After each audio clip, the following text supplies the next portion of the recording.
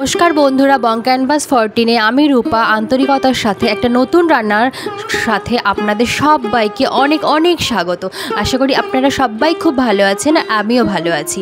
তো নিরামিষ পদ মানেই যে খারাপ এমনটা নয়, সুস্বাদু পদ মানেই যে মাছ মাংস সহযোগে হতে হবে এমনটা কিন্তু নয়। অনেক অনেক নিরামিষ পদ আছে যেগুলো বলে বলে আমিষকে গোল দেয়।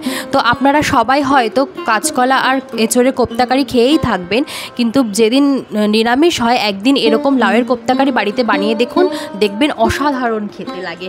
তো প্রথমেই লাউ নিয়ে এসেছি, লাউটাকে কেটে গ্রেটারের সাহায্যে গ্রেট করে নিয়েছি। এবার লাউয়ের মধ্যে নুন চটকে তার মধ্যে জলটা খুব চেপে চেপে ভালো করে বার করে নিয়েছি।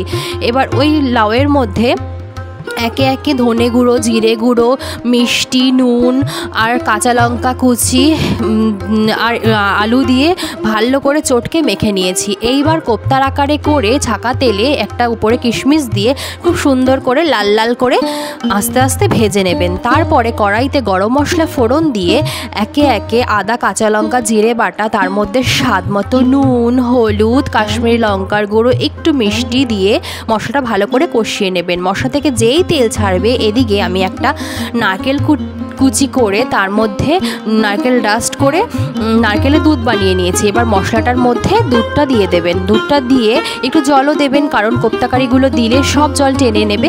তারপরে যেই গ্রেভিটা ফুটে উঠবে তার মধ্যে সব কোপ্তাকারিগুলো দিয়ে দেবেন। এরপরে কোপ্তাকারিগুলো দিয়ে একটু ফুটে উঠলে তার মধ্যে ঘি, গরম মশলা দিয়ে নামিয়ে নেবেন। দেখবেন নিরামিষের দিনে খেতে অসাধারণ লাগে লাউয়ের কোপ্তাকারি। তো ভাল লাগলে অবশ্যই একটি লাইক করবেন, লাইক করলে আমার ভালো লাগবে, আর কমেন্ট করবেন, সাবস্ক্রাইব করবেন। দেখা হচ্ছে নেক্সট ভিডিওতে, ততক্ষণের জন্য বাই।